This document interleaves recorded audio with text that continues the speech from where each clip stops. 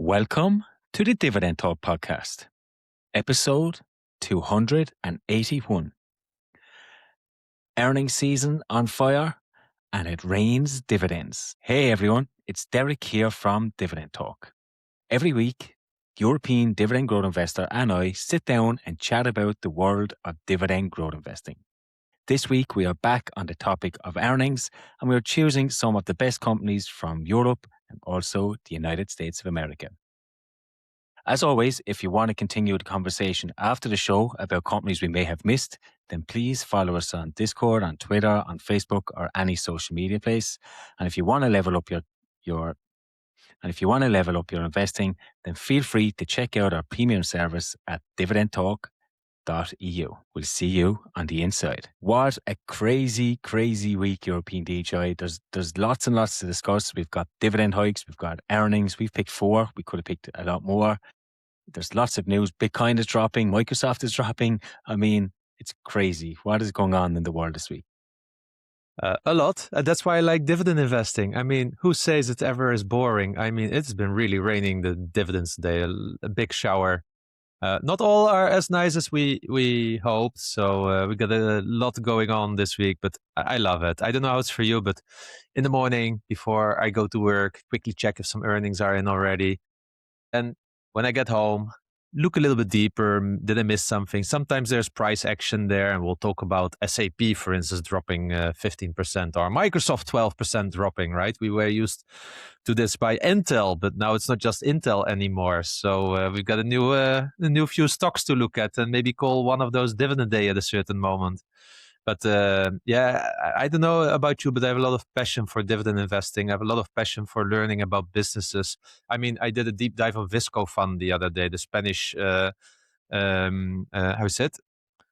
Casing, it's the real word, but they make those wrappers around meat. Here about like what you have on the hot dog. So, yeah, okay. I shouldn't think further about this, but it's so nice to learn about how all these businesses are doing, right? And you get such a nice insight in how the world is operating, because I don't know, some are blaming geopolitics, others tariffs, others are blaming the weather. There's always something, and others are just coasting. They are just like doing what you expect to do them. They don't whine about anything. It's just like bam, bam, bam, bam, bam. Yeah. So for me, it's really entertaining these weeks. I mean, the boring middle for me is the summer. Not this. Yes. I mean, look, we've got quite some news to unpack, but before we get into all of that, we will do our disclaimer that none of this is financial advice. Any of the companies mentioned here is not advice from us. We are just going to talk about our own journey, our own experience, and all of that. So once that's out of the way, let's get on to the news of the week, because there's some companies here that I want to talk about, because you spoke about SAP before, you've spoke a lot about Microsoft.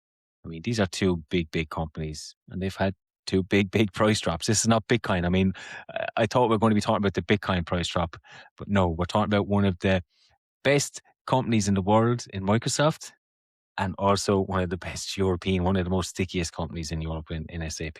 Yeah, and I also saw a chart this week, I think yesterday, about the biggest drops in the stock market. And I think 80 or 90% were information technology companies, SaaS, software as a service companies.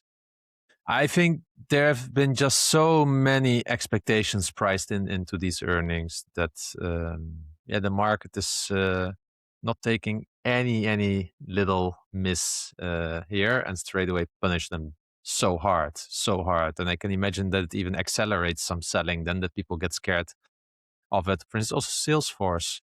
I think Salesforce hasn't been trading at these multiples for some time. Also pay a dividend since recently, but SAP, a drop of, 15%? I will look at the earnings soon. I will share a little bit my thoughts later in the podcast.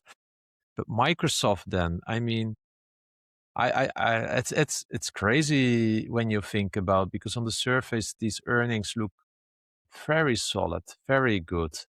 Yeah, I mean, they grew their earnings in constant currency 15% to 81 billion in revenue in a single quarter, 31 billion in net income in a single quarter. I mean, that was a 21% growth in a single quarter. That sink in at a company worth a few trillion. This is crazy. But It's crazy. does that show that these companies are priced for perfection? I mean, they made 5-6 billion more profit in the same quarter than last year. Yeah. 5-6 billion. Which company can claim that? And they still drop double digits. Yeah. Okay. So this has to do with valuation. Yeah. And for me, they have been always on the rich side with things, because if you think about it, they make now, let's say, $4.14 in earnings, right, in a quarter. So let's make it $16. At a 20 multiple would be 320. Let's be a bit more generous with the rounding that I did low. So maybe 340. 340 would be 20 PE. So they're still probably trading at 27 PE, something like that. But then you're only thinking about 20 PE, which is kind of what some stocks, consumer staples, are trading at, like maybe Pepsi and such, with no growth. Yeah. So that's what we're talking. And this company is growing 25% bottom line. So this may be a PEG ratio, like price earnings divided by growth, of in the low one, if you would take it now at face value. I mean, I'm doing this from my head, so maybe the numbers look a little bit less attractive. But all I'm trying to say is, like, on the surface, it looks really good. The current execution looks really good. But I think that there's also something maybe there's a little bit of not a red flag, but an orange flag. So they have this commercial remaining performance obligation that increased by 110% with an average duration of 2.5 years. We're talking here about 625 billion. The issue is that a lot of this comes from OpenAI. So roughly 45% of the commercial balance is driven by commitments from OpenAI. Yeah. So if you take that away, the remaining balance from our broad customer base grew 28%. Yeah. With benefit from the Anthropic commitment. So what I'm trying to say, there's a lot of dependency in their future order book, let's say, based on OpenAI. And we know OpenAI, there's a lot going on there with the NVIDIA investments and all this, like, the circular money that's going on. So this may not look too good on Microsoft. And, I never really know why the share price is going down. Sometimes it's quite obvious because there's one single narrative, but sometimes it's a bit harder. So I would assume here that it has a little bit to do with that, but also that it was priced really good. But I didn't have a feeling that Microsoft is out of the ordinary in terms of valuation. I don't see Microsoft like the Palantirs, Teslas of this world. Yeah. So I'm still a little bit surprised by how hard it has been punished. How hard it has been punished. But hey, I think the whole world is wondering now, or at least all the listeners that we have. I guess our listener base is as big as the state of Luxembourg. So what are you going to do? Are you going to buy your first share? I seen someone wrote in Discord, am I going to do the right thing and buy back my shares? Not at the moment. I tell you though, it is getting close. I think, like you said, it's trading probably 25, 26 PE rate, which for a growth company like this is definitely forgivable considering what you said, around 20 PE for some consumer staples. So it's getting close. I have to say it's getting more and more attractive. I think of the Mag 7 stocks now that you have, it's probably one of the most attractively valued. I think Google's after growing 27 PE. Yeah, Google's after according to growing into itself. Perplexity. Yeah. So yeah, it's getting close. But I do have some shares. I have to remind you, I have some shares in my trading 212 pie, just not enough. So it is now, it came from a 520 high, so it's $90 down. But wow, when is it good enough for you then? When will you feel like okay, you know what? If it drops below 400 and you don't buy it, then I will do a GoFundMe or something like that, or buy me a coffee, and I will ask all the listeners to chip in so that you can buy a single share of Microsoft. Okay? I will buy it if it drops below 400. I will buy it. Okay. If you don't, we will do a buy me a coffee for you. We just need people to do €5 each or $5 each. So we need 80 people, and we'll get you a Microsoft share, because you're like Does that That's mean I true. have to share the dividends then as well? No, but on the next Dividend Talk meetup, you should buy us all a coffee back. Yeah. No. Yeah. Okay. Good. You'll get 400 it is. So that's like another 7-8% drop. Yeah. We'll get that. I hope so Patience. for you. You need We the will. share just as a token. I mean, I have the same with ASML. I've got one share, but maybe about dividend hikes that we want to go to. It hiked the dividend by 17%. Nice. Nice. Massive impact on your portfolio. My God. I mean, I just entering this in my sheet and you see the dividends, annual income and dividends bump up by a few cents is like, it's like a wet dream. I mean, Yeah. you can't make I this mean, up. It's amazing. yeah, but look, speaking of dividend hikes, we've got a lot of hikes to look at right now. And one of the ones that kind of stuck out was Patrick shared with us, and it's Deutsche Bank, which increased its dividend by 47%. Now I know that you are big into Euronext. I'm big into London Stock Exchange Group. But what are your thoughts on Deutsche Bank? Have they ever crossed your Deutsche mind? Bank is not Deutsche Börse. Yeah, Deutsche oh, just Börse is Borgia. something Ah, else. of Yeah, course. you've got Yes. Yeah. Deutsche Yeah. Yeah. Yeah. Post, Deutsche Yeah. Bank, Deutsche Börse. I think this is all former nationalized stuff that Germany once privatized here, and they just stuck Deutsche in front of it. It's one of the only countries, I think, in the world where they always stick their country name in front of it. Do you have like Irish Bank? Do you have like Irish Post on the stock exchange? Do you have everything starting with Irish? No. We have one bank, Allied Irish Bank, AIB, and Bank of Ireland, but it's not the first. It's not like Irish this, Irish that's not. Yeah, because in Netherlands you have ING. It's not starting with maybe the I is maybe for Irish.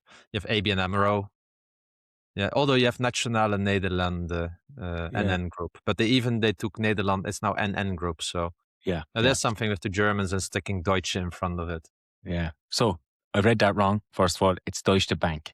And a bank increased its dividend by 47%. So what do you think of that? It's amazing. I think he made already 300% on this in terms of dividends. So Patrick, and he's of course referring the bankers are no wankers because they are really increasing the dividend, and it's right. He's right in this case. Yeah, kudos to you, Patrick.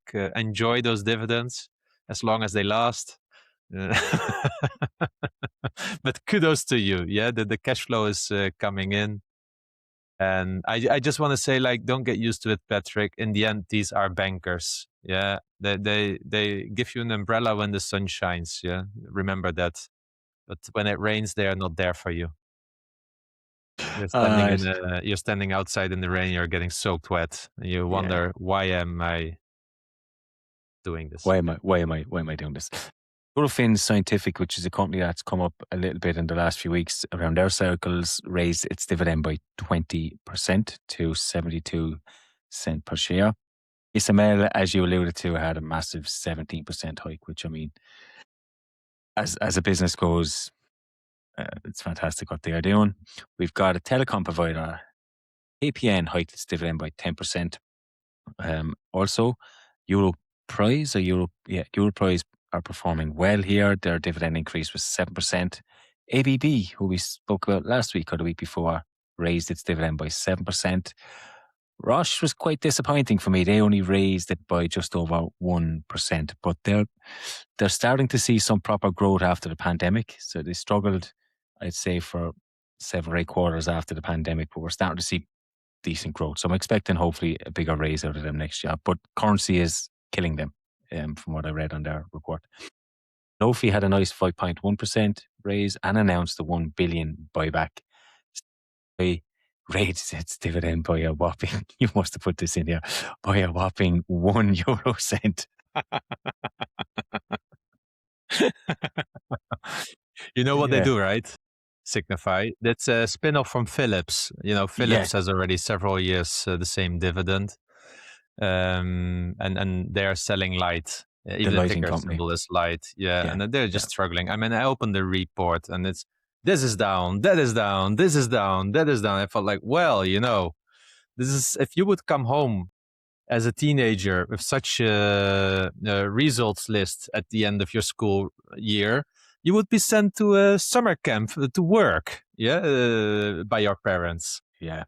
But these guys, they just get away with it and say like, hey, let's hike the dividend 1% because it's a second allocation, capital allocation policy. The first one is a safe balance sheet, a safe credit rating, and then a rising dividend. So hey, at least for dividend investors that are looking for this growing dividend, they are exactly doing what you want them to do.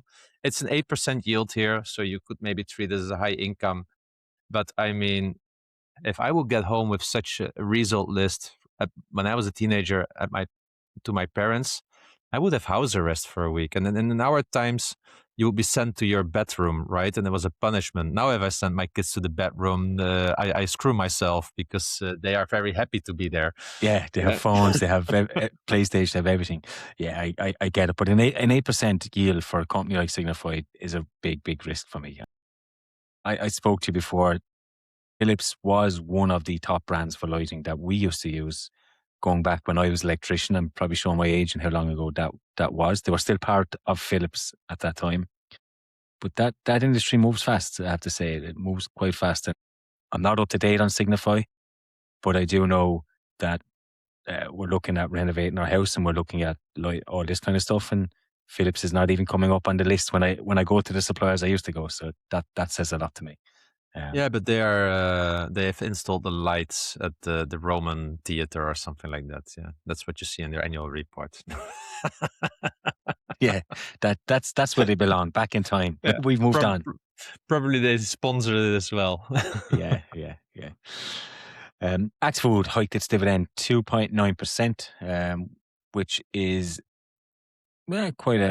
quite a small one, but it's their 16th consecutive year of dividend growth. Atlas Copco, who you are quite fond of, kept its dividend flat, but it's quite awkward, this one, because it keeps its base dividend flat, but then it gives a special dividend of, is it 2 Swedish crowns? The base dividend is 3 Swedish crowns, and that's, when I look back at your deep dive, that's one thing I quite saw on them. Their dividend history is quite awkward to analyze, because if you take away the special dividend, it looks like it's flat or even cut at times.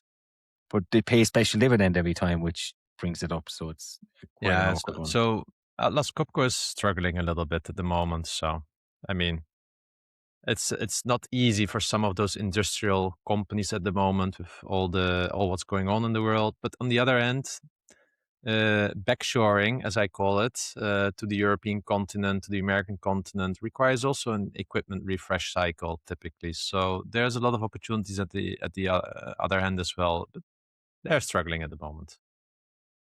Louis Vuitton kept its dividend flat. We'll talk about that later. Charles Schwab hiked its dividend by 19%. Another banker.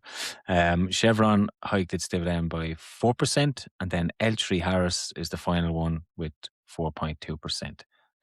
Schwab is quite interesting, isn't it, with 19%? Yeah, and it's a bigger hike than SCHD in this case over the last year. Yeah. So yeah, it's interesting. I'm very interested, for instance, also about interactive brokers. I need to look into that one as well. They also are doing quite well lately. They've shown a lot of growth, but I believe they had a bit too expensive in terms of multiples. But I think Schwab and interactive brokers are things that I would like to look into a little bit to try to see if this is like investment worthy for us. We have been spending a lot of time on the stock exchanges, right? London Stock Exchange Group, Euronext, CME, Nasdaq, all of this. So I wonder how the likes of Schwab and such fit into this as well. So that's a bit of homework from my side. It'd be quite awkward, right, if you review interactive brokers and realize they are below par, but then we have all our cash in their brokerage accounts. Exactly. It becomes a little bit awkward then. Nice. Look, plenty of dividend hikes. I'm expecting some more, and I can't wait for some more European ones over the next few weeks. We should keep them rolling in. So earnings, and yeah, look, we mentioned Louis Vuitton kept its dividend flat, so I think it's a good place to start with them. I know you're quite fond of them, so talk us through their earnings. What did you learn? What's good? What's bad? Well, let's start what's good. They reduced their debt by 26% to 6.8 billion. I really like that. And the operating free cash flow increased by 8% to 11.3 billion. Good numbers. Revenue is a bit of a different game. Declined by 5% from 84.6 billion to 80.8 billion. This doesn't come as a surprise.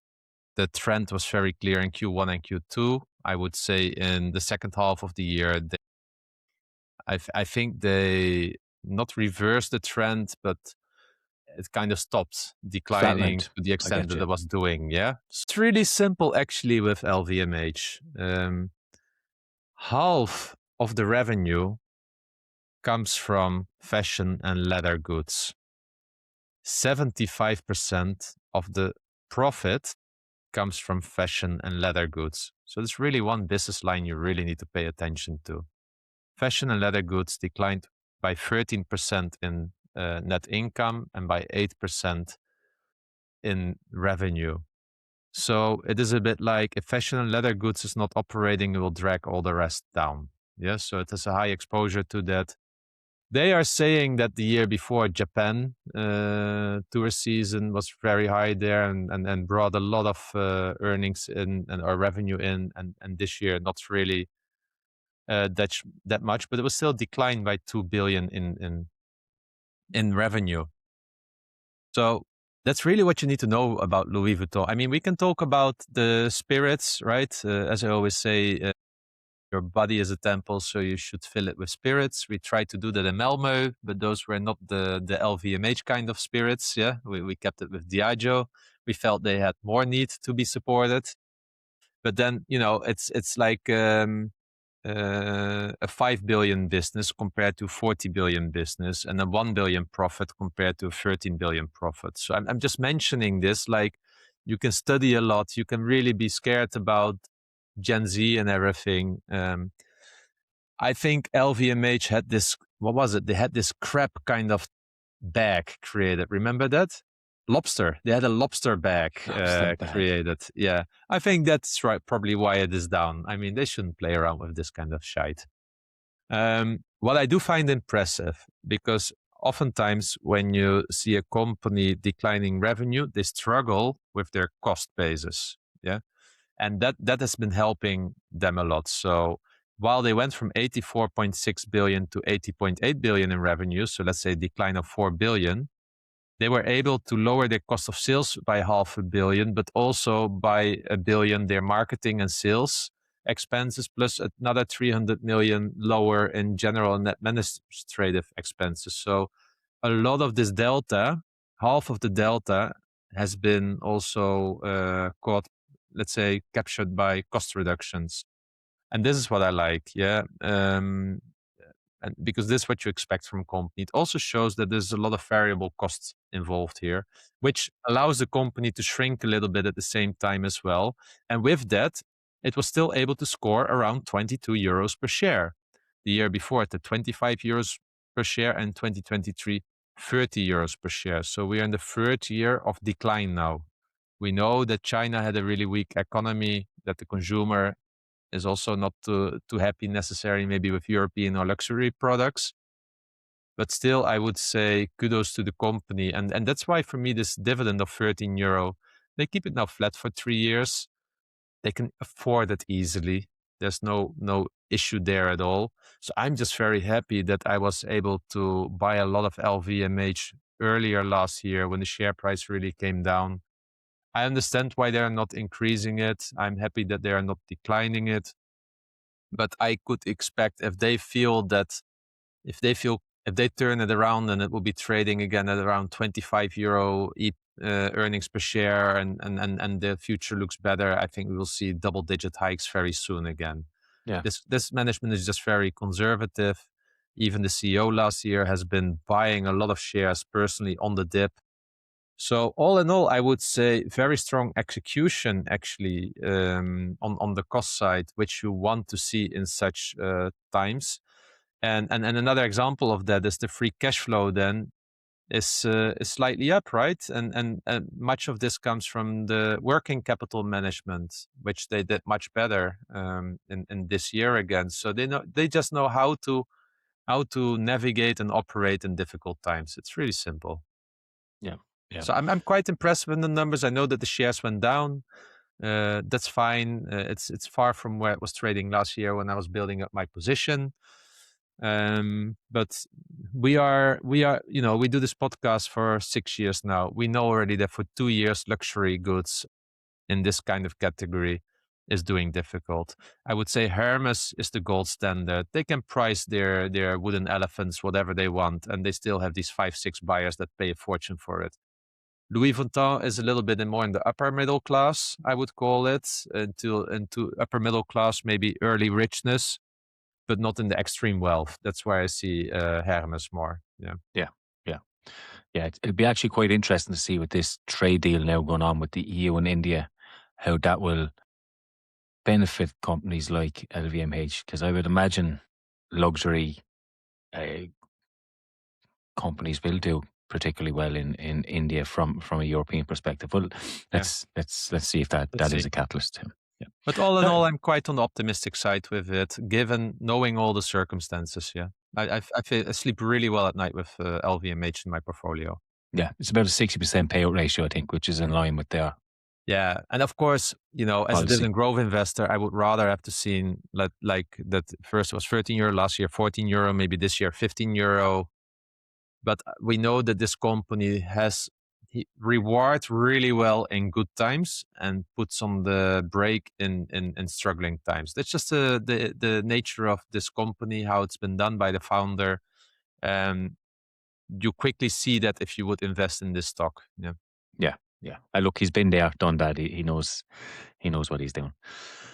Okay, we'll move away from European luxury and we'll move on to some US luxury. And when I say luxury, we'll talk about UnitedHealthcare in the healthcare system. Um, when you look at the top line numbers, it looks like they had another strong number. So revenue was up double digits year over year by about 12%. And both sides of their businesses did show growth on this front. So you've got the insurance arm under what they call UnitedHealthcare, care. And then you got the services side, which is prescriptions and that kind of stuff. So both of them saw growth in the top line. I mean, as a European, it's sometimes I struggle with this company, but I can see why so many people are interested in this company. They serve well over 50 million people, and that gives them the ability to generate an enormous amount of cash. We say cash is king. When we're looking from a dividend perspective, we always look at cash flow over earnings, and they generate so much cash. So you can see why dividend investors flock to this company. But if you look a little bit past the headline that they give you, and you look more at some of their key metrics, particularly around profitability, you can see that their earnings from operations dropped from 8.7 billion to 4.3 billion. That's nearly a 50% drop. That gave them a net margin of just 2.1%. When you dig into that, you can see that medical costs are going up. So they have this medical care MCR ratio that they call it, which was 89.9%. They say this is due to what they call elevated costs plus Medicare funding reductions, and they quoted Part D program changes from the Inflation Reduction Act. And all three of those sentences that I said there are probably one of the reasons why I would struggle to invest in a company like this. You got political risks, you got funding risks, and you've got elevated costs that they probably can't control. People don't like the CEOs of these companies, right? Yeah, and look, you can understand that. Like as a European, we come from where health is for the public good, health first, and the business second. Whereas this is business first, people second. So you can understand the types of families they're targeting. They're extracting profit from them in a time of need that they probably don't even have. But then it's literally life or death in some situations. So you can understand that sentiment, which is why I would struggle with that. But yeah, it certainly seems like this year that they are certainly paying more out in claims than that they are receiving in premiums. When I say more now, they're not paying out more in claims than premiums, but I'm just saying that the claims are rising higher than what they're bringing in premiums. Also in their services business, which is called Optimum, operating profit was under pressure there as well. And we can see another 44% decrease on this. And this is driven by continued reimbursement pressure due to the Medicare funding reductions and elevated utilization costs. Look, there's plenty of reimbursements there that they have to give back. And again, this is rising. All of this probably contributed to a huge share price reduction. It's 17% down this week. You also had the Trump administration proposing a flat a flat increase. Increase not the right word, but like this reimbursement plan, which is about 0.1%. Usually it is closer to 5%. So they're going to lose a lot of top line in next year because of that. So the forward looking results are probably going to be lower than what was expected. And I mean, you think of a company like this, you think of all weather, you would imagine that in all market conditions, usually the top line is growing because people's health doesn't just stop because there's a pandemic or because there's a banking crisis or anything like that. So it's a bit of a shock to the market to see that we're not going to have this this growth anymore, that this has been pulled back by Trump, which we know he has said he's aggressively going to try and do. So I think that along with the margin pressures, have probably contributed to that large share price. So yeah, look, I said they still generate plenty of cash. They can still afford the dividends. They're not going to go broke anytime soon. But there is just a lot of pressures there at the moment, and the Trump administration, how they are looking at this whole Medicare system as well. So there's a lot of political risk. My question here, right? Imagine that you feel okay with all of this and you understand the healthcare situation here. 15 PE, a 3% yield. Can you see why people find this interesting at this price? Is this like 100%. value for you, or is it value trap?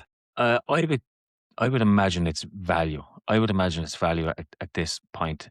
I mean, you get different, and I think the political risk here is quite real, but you get a different administration every 4 years, and they bring something different to the table. So it's hard to gauge if what Trump brings in will be long term, or maybe someone else will come in on the Democrat side and change that.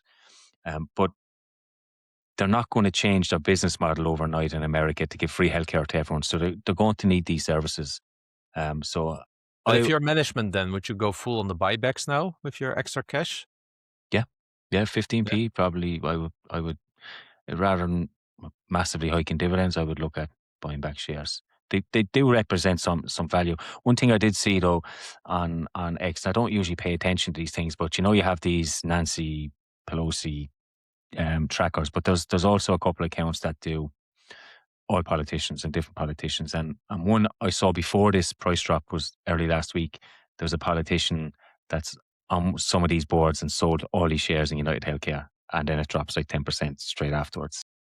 I Wow. don't know. I don't know what that tells you. If it's long term or if he expects it to keep dropping. If he'll even buy back his shares, yeah, there's definitely some of that involved. But I think as a business, look, it's still going to generate plenty of cash. It still generates lots and lots of premiums. Uh, they can't control the claims at the moment, but you'd imagine that will flatline and maybe return to its mean over a longer period of time. So I would imagine it's a buying opportunity if you're interested in this company. For me, it's the closest thing to a sin stock that I probably wouldn't buy. Yeah, I see what you mean. Yeah. Okay, cool. So, there's no hospital that runs without SAP, yeah, or SAP, Yeah. however we call it. Yeah. Everyone has a hate-love relationship that works in a corporate because then you are quickly used to SAP. It pays out the salaries, the purchase orders, and it's like if you know this Disney movie Beauty and the Beast, we're not talking about the beauty here. Yeah. And I speak also from a personal experience. I hate this software. It's unbelievable. But it doesn't mean it's a bad company. Total revenue 36.8 billion over last year. I just want to remind you that Microsoft made 81 billion in a single quarter. Yeah, so SAP is not even allowed to, shine the shoes of Microsoft. Yeah. It's not sitting at the same table. No way. No, exactly. It's still an 8% increase or 11% constant currency, as they say. So that's really good. And their cloud and software revenue is 32.5 billion, which was also a 10% increase. So not too bad, all right, in terms of revenue. And actually, the most growth came from EMEA, from Europe and the Middle East, about 30% increase. America's 15% increase. So that's really, really good. Cloud revenue is around 26 billion out of this total revenue, which actually for me is also really a lot, because I started looking at SAP a few years ago, and they were just starting the transition to cloud, and they were already much later than others. But to see them now, a few years later, being at this stage, is kudos to management that they have been able to pull it off. But also here, the share price went down, and I think it's a simple result of what they call a slightly deceleration of the current cloud backlog. Yeah, so still growing 25%, but decelerating. Yeah, I mean, come on, guys, this is what you can expect. Yeah, so this should really not come. I mean, this is just how it goes. You can't all the time 20+% is crazy. How can we even get used to it? Yeah. The total cloud backlog is now 77.3 billion, up 22% as before. So also again, these are crazy numbers. That's for them probably like 3 years of backlog ahead of them. Yeah, that's a lot of profits coming in. Free cash flow approximately 10 billion, so also really good. They expect cloud revenue to jump by another, and it jumped about 26%, but they also, of course, expect it again to grow with quite some large numbers. I think even they expect, where is it? I can't see it so quickly anymore in my sheet. Generally speaking, they continue to expect these kinds of numbers, yeah, around 20% growth. So this is really a lot. And I just want to help you here to then the outlook, right? 26 billion of cloud revenue versus 21 today, around 18% operating profit they expect there. So we know now that it quickly dropped, but then if you look at it, right, they have 9.7 billion in cash on the balance sheet and only 6 billion in debt. They paid some down, a billion there. So this is like a no debt on the balance sheet, you could say. Yeah, no net debt. 210 billion market cap, net income of 10.4 billion, 21 PE. Probably having the opportunity, if they manage well in terms of working capital and such, to add another 20% in profit next year. So that means that it probably goes to an 18 PE forward earnings. I mean, not too bad, I would say.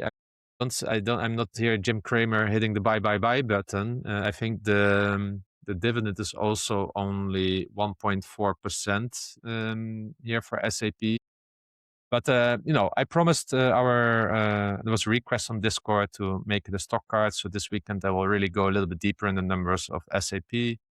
Spend 1-2 hours on all of this and make a dividend stock card so that our premium subscribers can see like how safe the dividend is according to us. Is it very, very safe or just safe? I don't think it will be unsafe at all.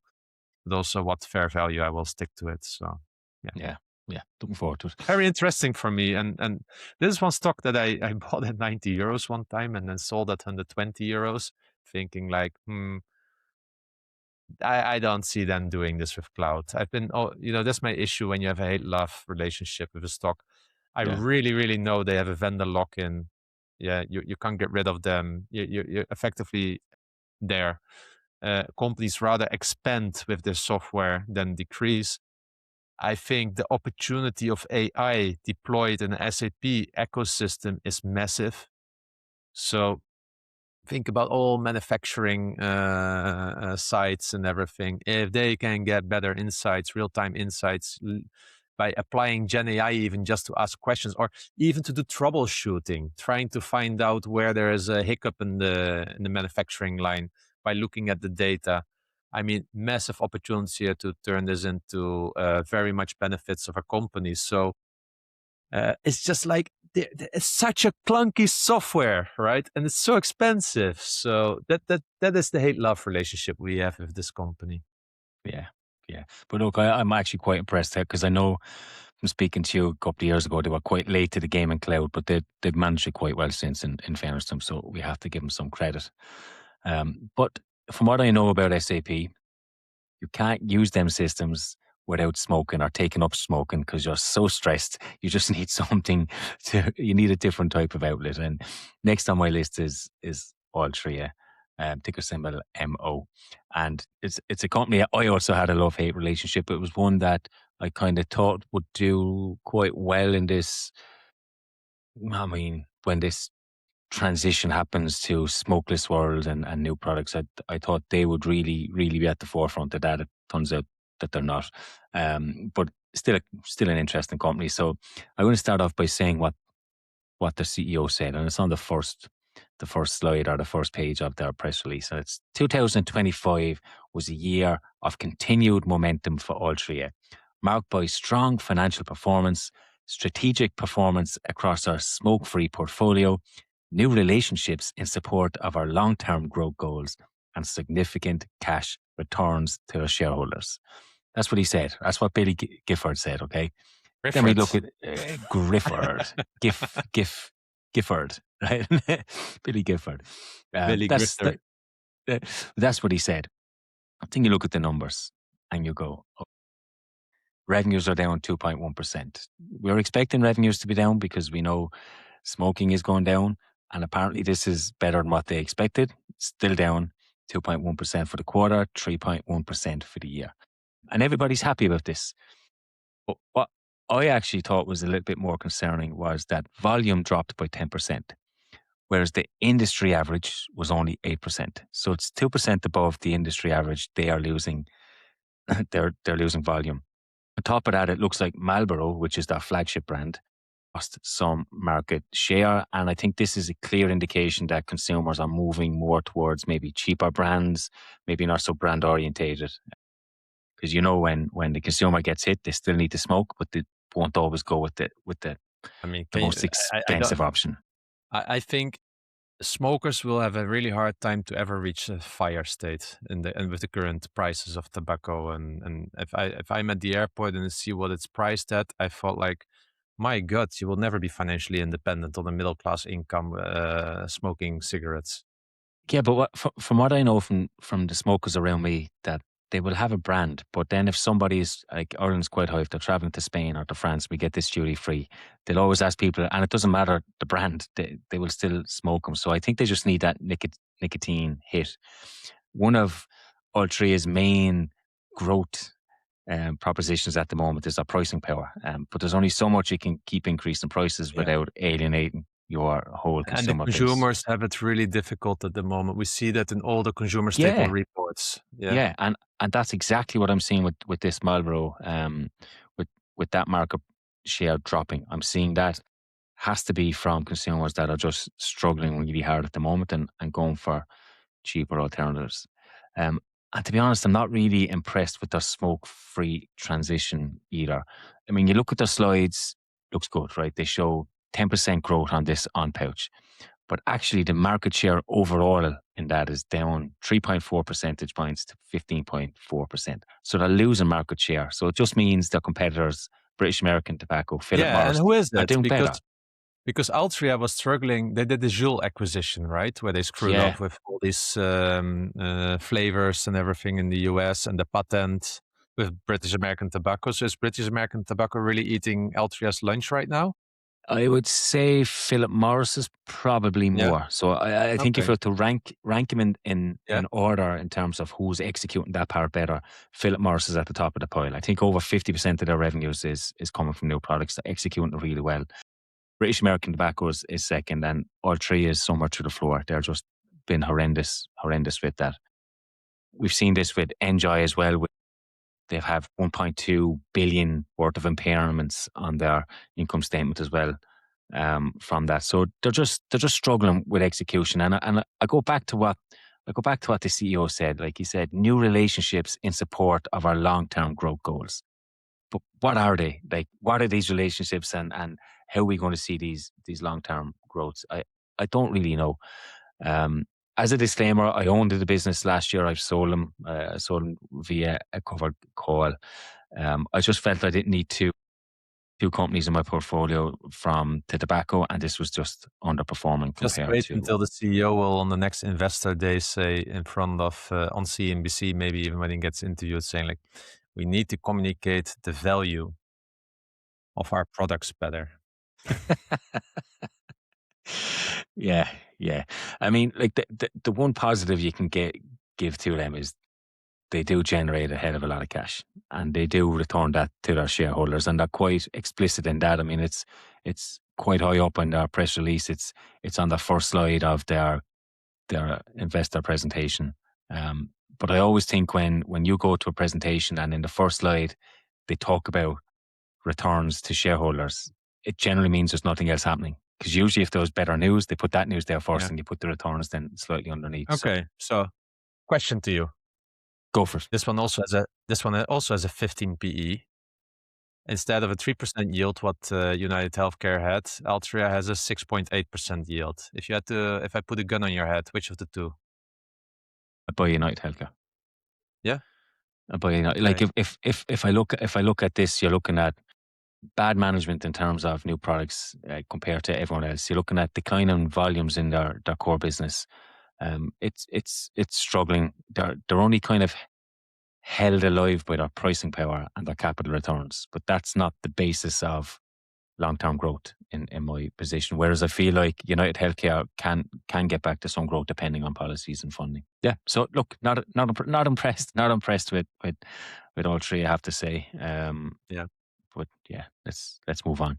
We have a couple more Yeah, that we because might speak about quickly. Do we? Yeah, because we just took out 4. We could have talked about 25, but let's do a bit of a lightning round. Yeah. First of all, Starbucks. Yeah, really quickly. I think they did quite well. Comparable sales, store sales in North America were up 4%, 3% in transactions, and 1% in tickets, which is really good because in the past it was all time price hikes, but now they see volume growth. The same in Europe, 5% comparable store sales up, and it was 3% in transactions and 2% in tickets. Store count went down in America by 200 stores, but then international went up by 720 stores. So I think this is actually quite good. They make much more revenue in America than internationally. So maybe they need to get us more addicted in the other side of the world as well. I was actually positive surprised with the Starbucks results, I must say. And then also they had an international day, and finally, I see that they want to do something with the afternoon. I mean, it's always been annoying to me. Like, I don't like their pastry that they sell. Yeah, and at least in European Starbucks, right? And then the coffee. Yeah, in the afternoon you may want to drink something else. Yeah, and you want to. So I think the CEO gets it. He really talks about coffee houses again, and they want to exploit more the afternoon, which I think is really good. So they're introducing a few new products, matcha, chai beverages, and new globally inspired bakery and food items. Yeah, so let's see. I really hope that if if the CEO is listening, don't come with American crap to Europe. Also, don't come with fancy looking stuff that you charge twice as much. Well, at the neighbor at Greg's, you get it much more homemade, like local made is how we like our tastes. Yeah. Yeah. If Yeah. you do it, be a little bit as McDonald's. Either keep it American so that we as European consumers, but then take the nice stuff out of the Americans. Don't give us the sugary shit. Yeah. And maybe have a little bit of localization in it that we recognize. Like, if you're in the Netherlands, give us a proper cheese sandwich, a proper one, not the American style one. Yeah. Tailor to your audience. I know this is quick fire, but we did get a question around Starbucks that is probably a good time to ask. And it's what's your thoughts on the plane story about is it a red flag for you or not? So, did you hear about the story? Yeah, I mean, Starbucks removed the hard cap, the 250,000 hard cap for Yeah, they want effectively the private. CEO to use the jet also for private trips. Yeah, So they want whenever him maximum in there. And I believe he didn't. I don't know where he lives now, but when he took the job, they even created a new location for him at his home and put an assistant there as well. Right? We were making jokes about it at the time. I mean, it's crazy. It reminds me General Electric, where they just had an airplane flying after the CEO's airplane just in case. Yeah, so I don't know if Starbucks is going there. I mean, from a cost point of view, it's really not meaningful to the company. The question is like, what signal are you giving to all the baristas that you call partners everywhere, right? As a shareholder, I couldn't really care as such if this, if he uses the airplane to do a lot of visits everywhere to motivate employees to get good insight in how the business is operating, that we see him on the working floor from time to time, by all means do it. If this is more just to enjoy being up in the air and collect air miles or Starbucks miles, then that's a different story. Yeah, because time is money for CEOs as well, right? And these are not the costs that I'm worried about as a shareholder. I want this premium brand perception coming back more to the consumers. I want a handwritten name on my cup again, not the low effort sticker. Yeah, I want a handwritten. If he can get that back, shops will be full. badly written with the wrong name Doesn't sticker. matter. Doesn't matter. It's the personal attention that you give I to know. your Yes. customer. Yeah. And Yeah. even we can say put edgy on it. Edgy. We can that was also the part of it. Just some funny names, yeah. Yeah. Not the Yes. stickers. Yeah, I have the same sentiment in regards to the plane. It's immaterial cost, and if it's for boots on the ground, then I'm all for it. Let's move on. We have a couple more. Texas Instruments revenues came in at 4.4 billion, which was down 7% sequentially, but up 10% year over year.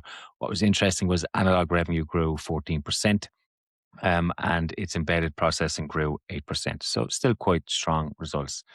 Its industrial market grew in the high teens, which is good, but its data center, which I know is only 9% of revenues, grew 70% year over year. And that's a trend that we probably expect to see. From a manufacturing expansion perspective, the Sherman fab is ramping ahead of schedule. So we should start to see the benefits of that earlier than expected as well. As usual, they generate 7.2 billion in operating cash flow. We know they are in an elevated capex cycle at the moment. So they had free cash flow of only about 2.9 billion. They returned 6.5 billion to us as shareholder. The remainder of that has to be made up through other means, either from cash on the balance sheet or through debt. But again, nothing really to worry about. The share price popped, I think, after that as well. It was up from 195, 198 up to around 215 at the moment. So market responded quite good to that as well. Really happy with that. I'm a happy Texas Instruments investor, and it's been doing really well for me. It's the typical stock that I like to buy on the dip. Yeah, exactly. I actually thought that they would dip a little bit longer, considering the capex cycle is going for another year or two. But the market is not being foolish in this one. They keep buying. So interesting to see. Visa. Visa was another one, another strong results. I mean, we talked about Visa. MasterCard also posted strong results. Net revenue grew 15% year over year, up to 10.9 billion. Really, really strong. Earnings per share followed that. The payments volume was nearly 4 trillion, which is crazy, which again is 8% year over year. The value added services revenue grew 28%. They're also involved in some tokenization. They now have 17.5 billion tokens globally, and they're looking at some agentic commerce and stablecoin expansion. So moving into the world of maybe not so much crypto, but into the blockchain, I would imagine. So look, they keep continuing to churn out the numbers, as we said. And I mean, we spoke about them 6 years ago. If we bought them 6 years ago, we'd be happy. We were looking at it and then saying they can't keep growing double digits year over year. They've done it for the last 6 years. Who's to say they won't do it for the next six or 7 years? But yeah, strong results, and happy for shareholders there. And then Apple. Apple is the last one that we would look at. Really interesting, record-breaking quarter from Apple, as they say. Revenue of 143 billion, with iPhone revenue reaching an all-time record of 85.3 billion, which is Remember, Microsoft crazy. 81 billion in one Yeah, quarter of revenue. So this 144 billion in a single quarter in revenue. for iPhones and Fucking hell. iPads. Sorry for my words. Yeah. But I mean, look, it's crazy, and it wasn't so long ago people were saying Apple was dead again, even though the share price was still quite elevated. There was talks that they were on a downward spiral, but I mean, record revenue says difference to that. From a dividend perspective, they returned 32 billion to shareholders, 3.9 billion in dividends, and 25 billion in buybacks. So their dividend per share stands at 26 cent. But yeah, look, good results from those as well, I would say. Interesting. Which ones were your favorites out of all the ones today? Um, I think SAP more because it's a European company doing well. I would say happy with Starbucks, happy with Texas Instruments because I will own them. For the rest, Apple, I own Apple as well. I reduced my position by 2/3 last year. Share price didn't do a lot in response since I was selling, so I don't have this feeling of like I've sold too early yet. May come later, but I've been really upping the yields with the sales of Apple, so and some stocks that I also really wanted to have. For instance, Wolters Kluwer is now more. It's now 3.1% trading today while we are recording here uh, in the late afternoon, early evening. So I wanted to ask you: are you a Wolters Kluwer fanboy? Because I am a little bit. And the share price went from 170 euros last year to 80. It's now 78 euro, 3.1 dividend yield. I started already slowly building up a position. I've got the 85 euros average share price. So what are your thoughts about such a company? Because I know you're leaning usually a little bit more to the higher yielding stocks. Yeah, I do lean a little bit more to higher yielding. And am I a fanboy? I appreciate the company. I know how well run they are. They're in I would say, a sticky segment as well, and they don't usually touch this type of yield. So from that perspective, they look quite good. But as you said, I do lean into a little bit more higher yield. The market is open to disruption. I'm not as confident in that area as you are. I would say so. Yeah, in terms of conviction, I wouldn't have 100% conviction in So them. they So now trade at a price where it was in May 2021, so almost 5 years ago. wow, and that was off the back of the pandemic as well. Yeah.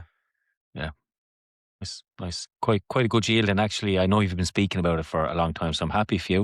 I'm happy for some people in the group as well that are buying, because I see Discord is Wolters Kluwer, ADP. So it's I'm quite happy Yeah, for you because guys. these stocks came now into a buy zone for dividend investors. And of course, it can go much lower. Nobody is saying that this is stop. If you look at the price chart, it's ugly. It's like literally only red days. Yeah. Like I think out of the last year, if it had 20 up days, I would consider that a lot. Yeah.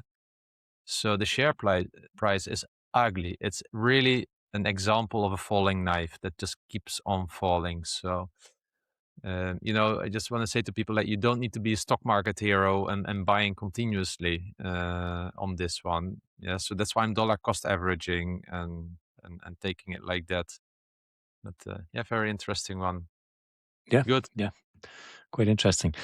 So we'll move on to some listeners' questions. And Ryan has asked us: are there any particular earnings you guys are looking forward to? Yes, NN Group, ASR, Shell, Ahold Delhaize, those are really top on my list. Also Danone, actually, they had this issue now with this milk powder here and potential toxicity in it. So those are a few. What else? I'm kind of curious also what Unilever is doing now with the CEO being 1 year in. Yeah. Yeah, yeah.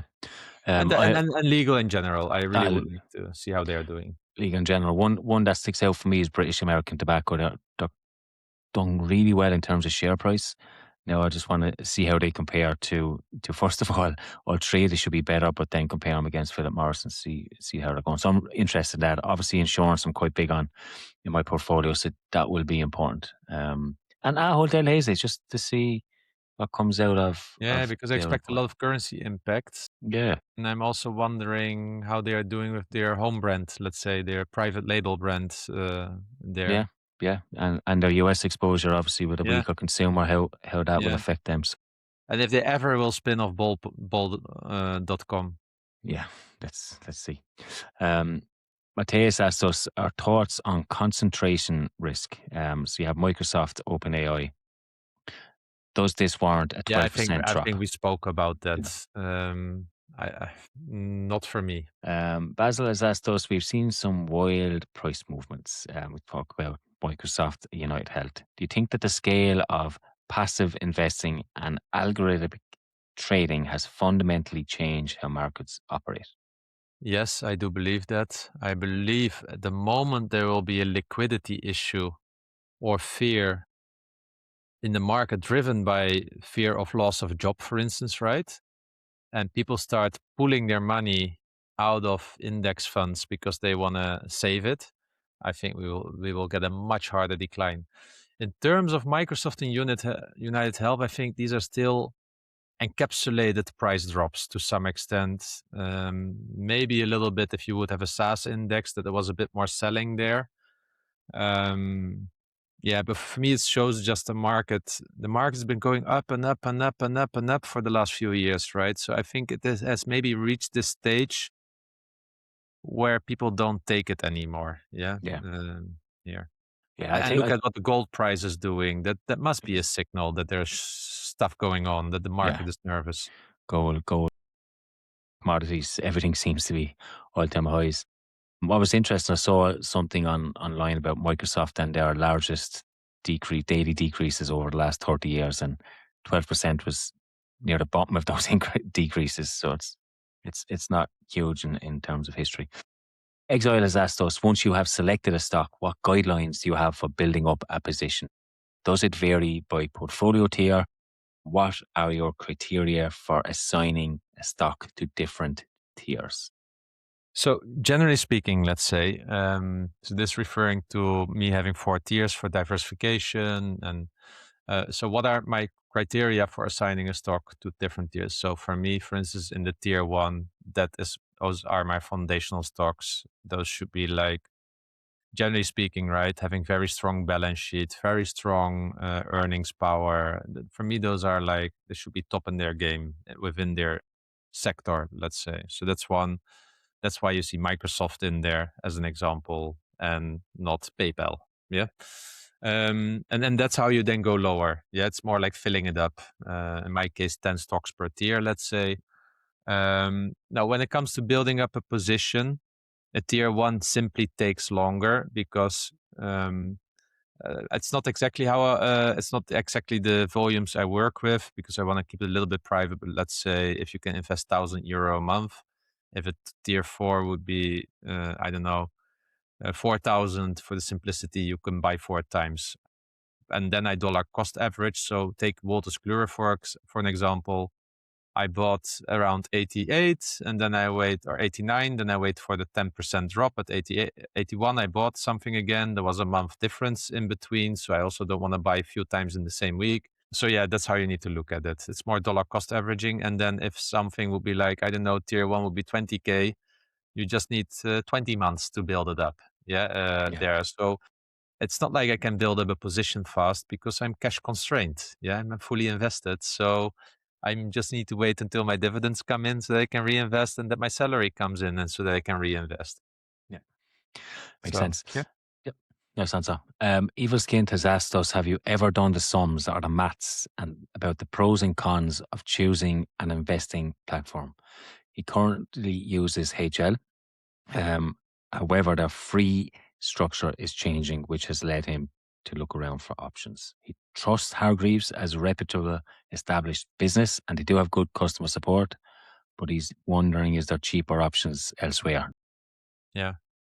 Well, cheap doesn't exist. Cheap is usually something you get regret from. as such.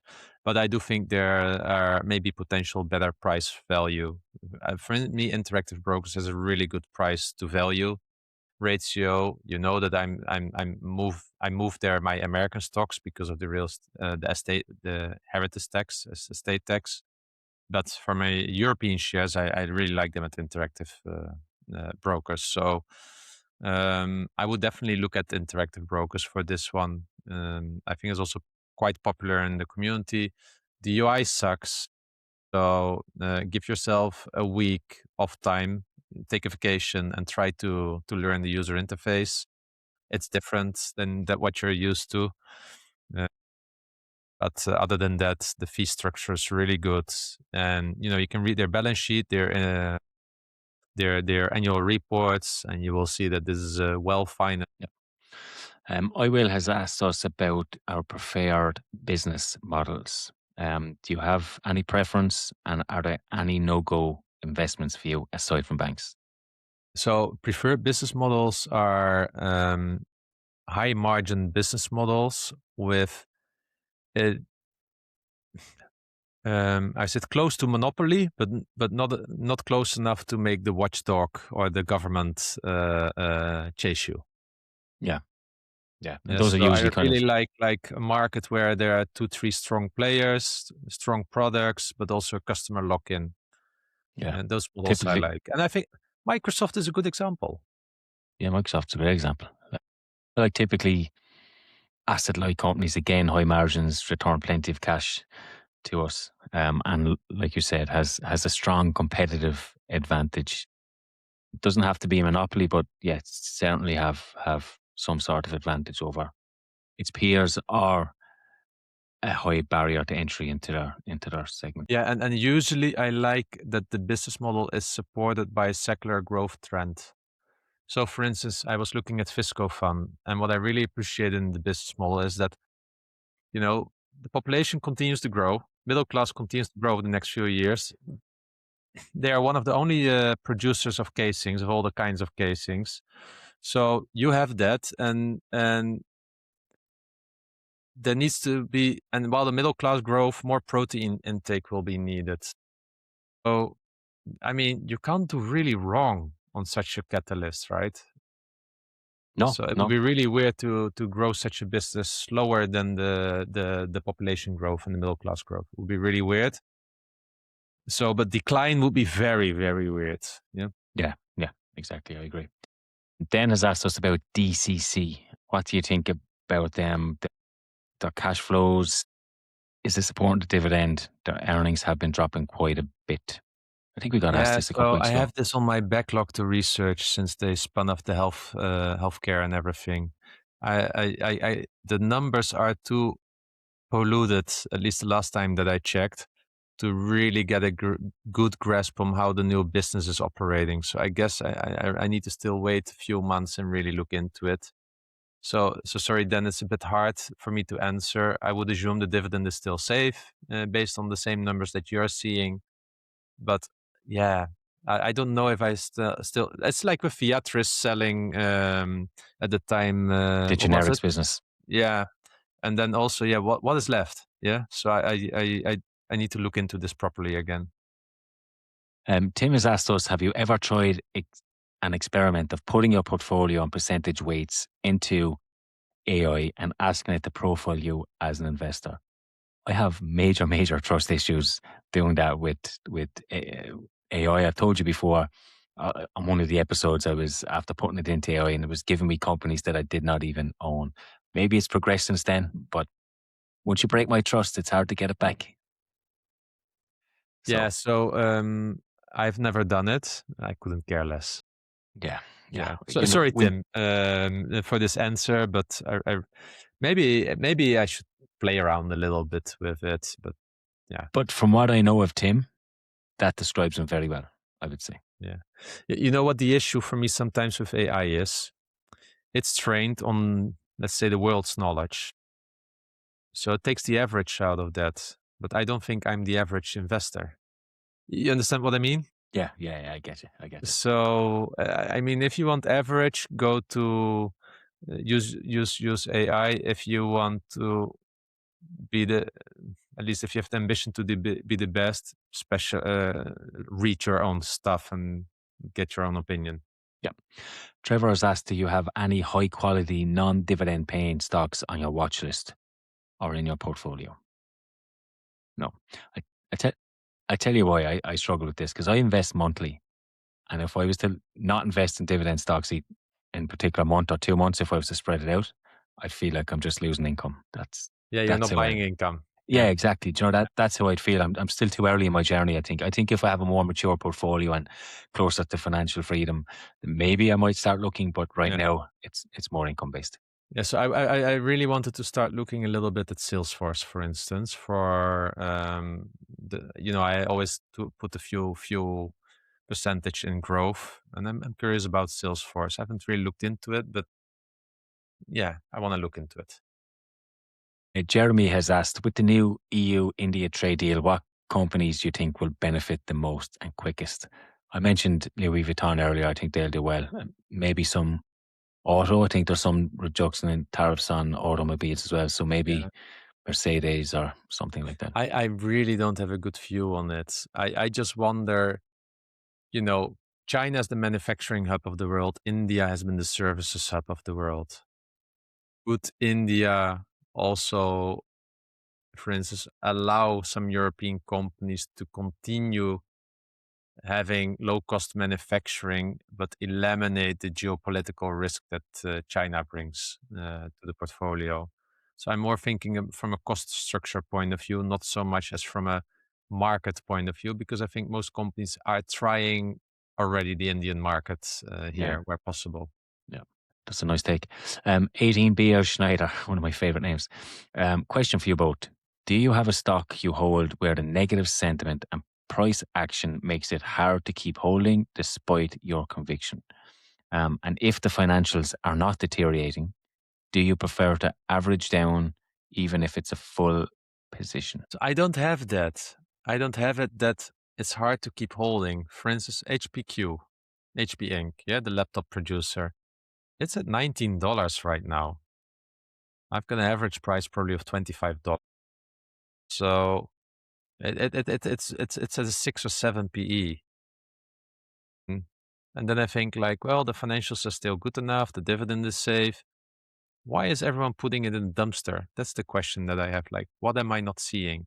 Am I considering selling? Not at all. Is the full position? Yes. Am I considering buying more? I would love to, but I'm not. Yeah. Yeah. I really need to stick to my rules. Yeah. Evolution Gaming might fit this narrative as well, where negative sentiment, prices deteriorating, but financials are okay. Look, for me, it depends on the company. Evolution Gaming is one in my portfolio. I don't think anyone else fits the bill. Maybe UK Wind, maybe, but they're small positions, so I'm not Yeah, worried about them. that's it. Imagine if I would have a concentrated portfolio of 5 stocks, I would be sweating as hell with Evolution Gaming. Not when you have 50 stocks. Yeah, exactly. Dividend Controller has asked, have you ever calculated your average holding time? No. But when I do my spring cleaning, I'm sometimes surprised about how much fluctuation I still have in my portfolio. Yeah, me too. I think I made a goal, was it last year or the year before, to stop selling as much. So I was aware I was over trading in my portfolio, let me say. Stock Junkie, ASML holding or taking profits with these multiples? Advice on that. I have 1 share and I'm holding. Yeah. These types of questions, it's hard because it depends on your goal. If you're looking at it from total return price and trying to get the most money out of it, maybe selling at these might match your profile. If you're looking at it from what we are, which is dividend investors, they've just raised their dividend by 17%. So why would I sell them? So depends on where you're coming from. AC, how do you see the earnings of SAP, which you went through, and now? And Yeah, so I think that ServiceNow, I haven't looked at ServiceNow, and SAP, I think we discussed. So I really don't have anything to add there. yeah, do you see AI as a real threat to them? That was the second part of the question. Absolutely not. I think SAP, phew, that's actually the bull case, I would say. Yeah. AI Yeah, resistant. I want to just make sure if you think that with some vibe coding you can create your own SAP instance for a Fortune 500 company, please, guys, maybe in 10 years from now, but uh, uh, no, no, no. Your whole salary payment purchase order system based on vibe coding by Yeah. students. No, no, no, no, no. Not. I would not. I mean, no, no, no, no. You don't want Yeah. to do that to your business. If I ever hear a CEO saying AI, we're going to replace SAP. We have a bunch of students like Gen Z, very handy with this stuff. They use Lovable for some vibe coding. I would sell my shares straight away. Straight away. I think that I answers mean, the you know question. how poor the code sometimes is you Ah, get out of there, and if you can't of read code, course. you're really putting a really lots of risk on yourself there. Yeah. Exactly, exactly, and for a massive company, that's a no no. That's a no no. Um, Gian has asked us about our concerns on the euro dollar. Do you automatically reinvest in the same stock, or do you have a list of stocks to reinvest in first? So I have a few that have automatic drip on, but that's rather an exception. I would like to do more if possible, but generally speaking, I just collect the dividends and let's say if it's up to 1,000, I'll reinvest them again. Yeah, Actually, I even have it. different. I just look at the balance on my account and just invest how much I can invest. Yeah. Yeah, I have it turned on in interactive brokers for UK and for US stocks. Can't do it on European, and I just let it ride. El Kuba has said, "What are your thoughts about the Procter and Gamble results?" Didn't actually look at them. Not good. What about their new CEO? Do you think he should follow more in the Fernando Fernandez from Unilever and invest heavily in premium brands and sell the non-core business? I think Procter and Gamble went already like several years ago through this whole margin expansion and everything with the same investor that is now in Unilever. So I think Procter and Gamble is just struggling whatever every consumer staple is struggling with: flattening earnings, weaker consumer after years of price inflation, where but the wallet is not increasing enough of the consumers. So Procter and Gamble is just experiencing the same as everyone else. Yeah, the issue is actually that these are premium brands. Yeah, Yeah, because the gap became sometimes much higher in some areas, not everywhere, with the private label brands. Yes, so that's the problem. And Unilever has this problem already a little bit longer here because there was also just less appetite for their brands. I think Procter and Gamble was executing better, and that's why they have the CEO now. Yeah, yeah. It's quite difficult for these companies. Should he copy another CEO? Probably not. But you think of the pressure they have to do. They have to try and increase their volume growth, sales growth, without over discounting and trying to protect their margins. I mean, they're already like a global, large scale brand. I mean, they're in so many brands. So you're right. Yeah, they just have the same problem that every consumer staple will go through in time. So it's a tough one for that CEO, especially in this time. I think it's a yeah, tough it's environment very at the tough, moment. very Mm, tough. yeah. And the Maybe last outsource question. their maybe outsource all their manufacturing to India, but then they first need to re-domicile to Europe. Yeah. Procter and Gamble. Robert has asked us about the Netherlands tax that we spoke about last week. He's got a few positions there with over 100% gain. What What are your thoughts? What would you do in that situation if you were in the Netherlands, which you're not, and you had these companies? Do you think that it would? Do you think investors now from the Netherlands will sell these companies and move into different kind of asset classes? Damn, man, you're opening a topic, and it's the last question of the show. You have half an hour. Ah, I mean, and do you have the beer popped? yes. So, I mean, we spoke about last week, but this just sucks. I mean, Yeah. how can you build wealth if you're taxed 36% on your unrealized gains? Your wealth increases, let's say with 100K, you need to give in 36K. Okay, there is like a tax-free limit first, but I mean, I don't know. I don't know, Robert. I think at a It, certain moment just becomes a question: do you want to stay in the country? I like think if that's the fundamental question. like we have to think about this even as a non Netherlands resident. I'm invested in 3 or 4 Dutch companies, and I look at this and I think if I was a person living in the Netherlands and this tax was coming in and you were sitting there with big gains that I know I'm going to be taxed on, there's no incentive for me to keep that. So if everyone thought like I did and sold their positions, then what's that going to do to the share price of our companies? It's going to Yeah, it drop. goes So down. it, We it get either better cre- yields. it either creates a better buying opportunity for us, or do then businesses Yeah, but struggle? then the foreign investors are the ones laughing because they get to buy according to your analogy, we get to buy it Yeah, much cheaper at better we, yields. we get to buy it much cheaper. Yeah. So will it attract more foreign investment? Yeah, it's such a tricky one, Robert. We can't tell you on what you should do, No. but I mean, what I would say is that it's. I mean, I know how you feel. We have this tax for ETFs in Ireland. We are taxing unrealized gains, and it's the reason why I don't do it. I'm afraid that Um, this spills over to other countries I mean, because we it's we have it really we have it easy to already. piggyback on the middle class and also Yeah, take their savings away, right? To fulfill their climate ambitions and such, and to fill the gaps in the annual budget. but Yes.